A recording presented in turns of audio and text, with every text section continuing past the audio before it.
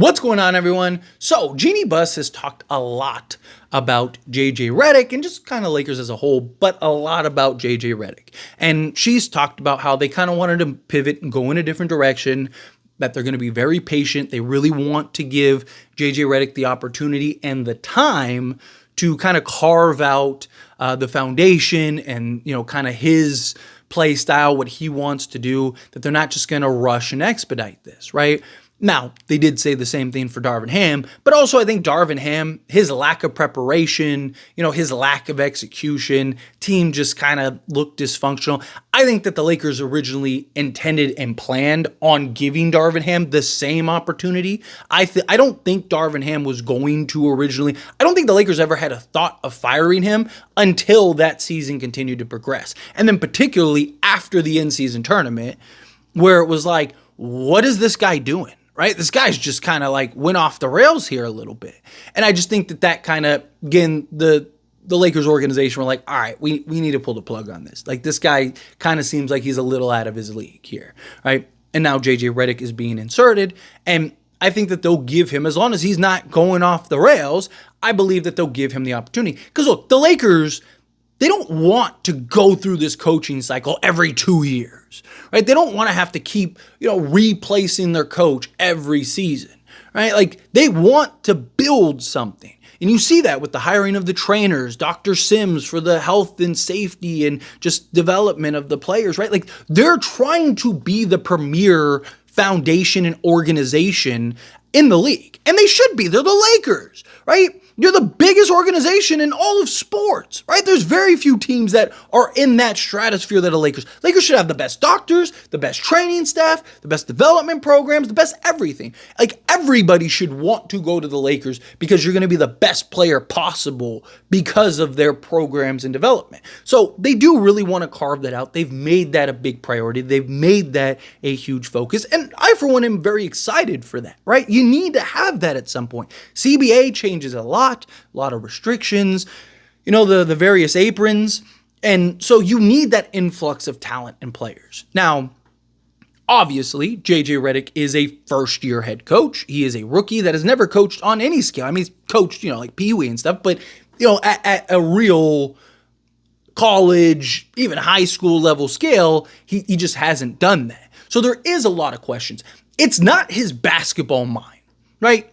Like, Jeanie talks about how, he's got this mind. I mean, several of the players have talked about how he's this basketball genius and savant. I mean, Lebron could have done a podcast with any player, any person in the history of basketball. And he chose JJ Redick, right? Now, I'm sure part of that was just JJ's already established in the podcast space and stuff like that. But it also shows that Lebron, who is considered by most, if not all, to be one of, if not the greatest basketball minds ever. Like, even if you can't stand LeBron, even if you're just a notorious LeBron hater, you can't question the man's IQ. He has an incredible basketball mind.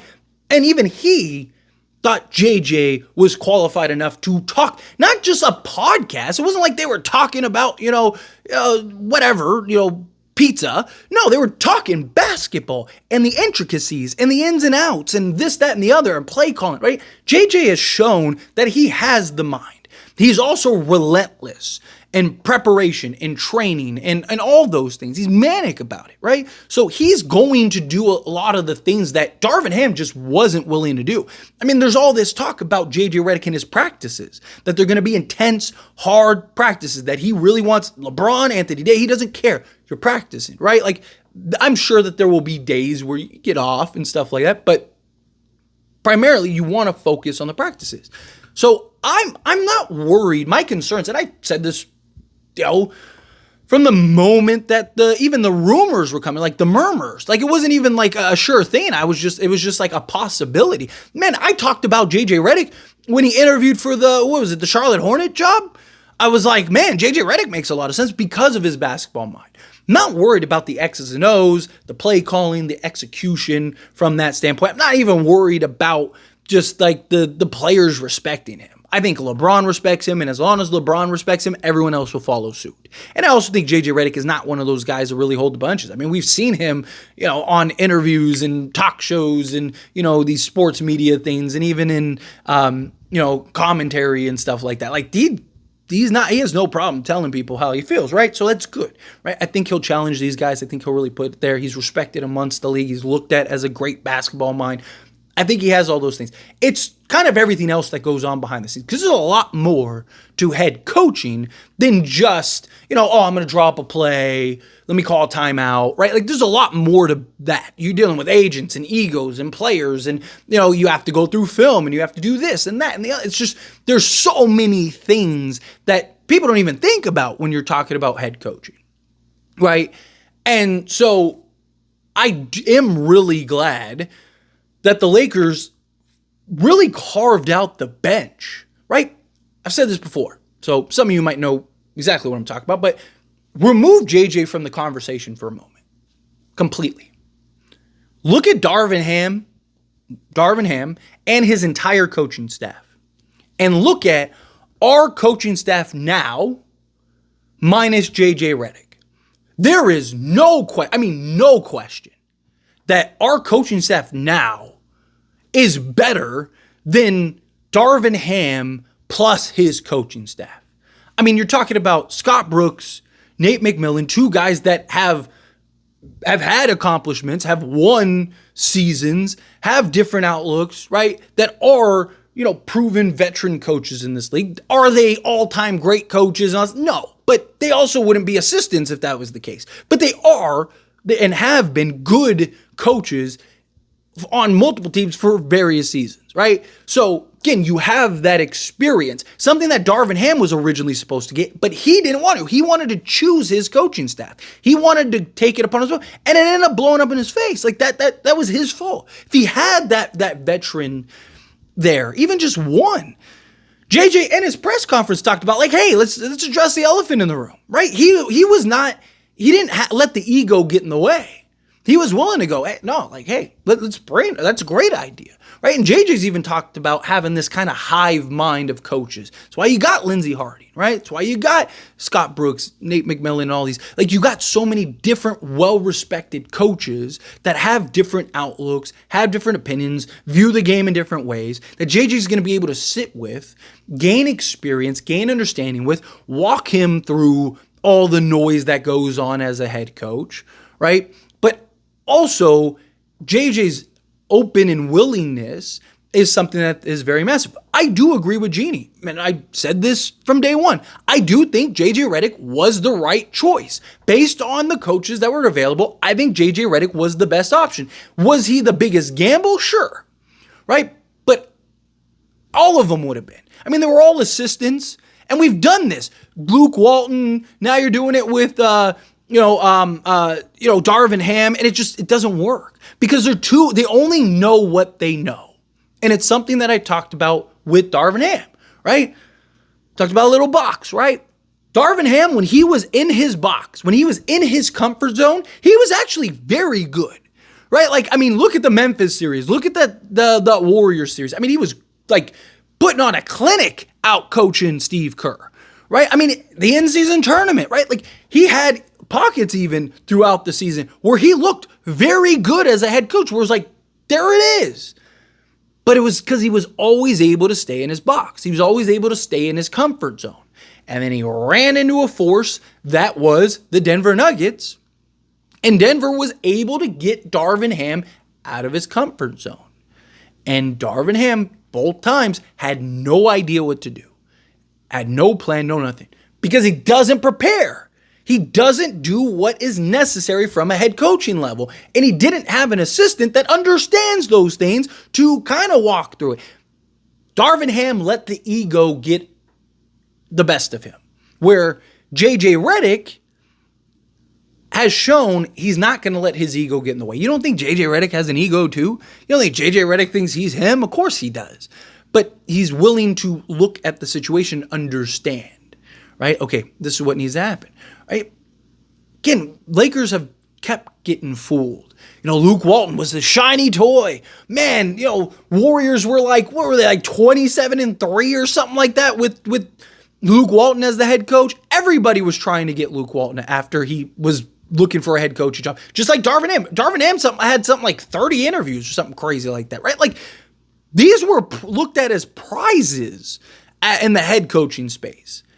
And they both chose the Lakers. Why? Because the Lakers are the Lakers, right? There's prestige. Like, man, if I can turn around the Lakers, I'm going to go down as a legend, right? But again, we were fooled. They only knew what they knew.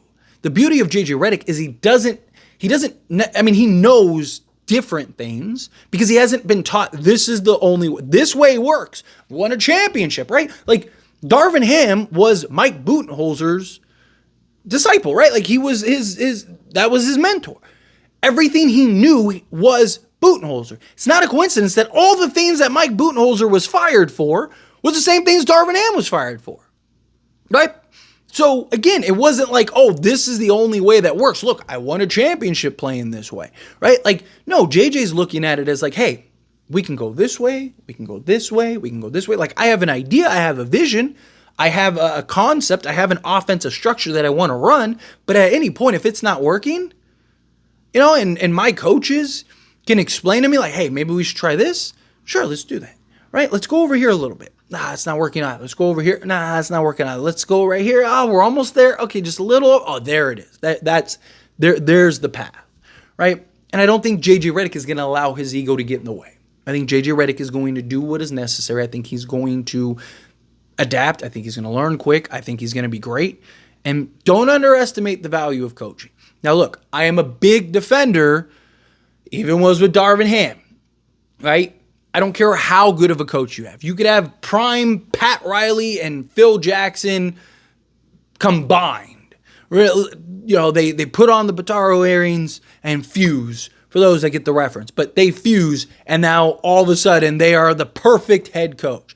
If you don't have the talent, it's irrelevant. If the players don't buy in and execute, it's irrelevant. Greg Popovich is looked at as one of, if not the greatest coaches ever. And he hasn't had a winning season in years. Like, can't even get in the play-in, right? Like, because again, he doesn't have the talent, he doesn't have the personnel, he doesn't have the pieces that can execute what he wants to get across properly, right? Doesn't have the right players and fit and all that stuff, right? So you still need that, right? Look, a coach can only take you so far, right? A lot of people got on me for, getting on the players more than I got on Darvin Ham because it wasn't just Darvin Ham.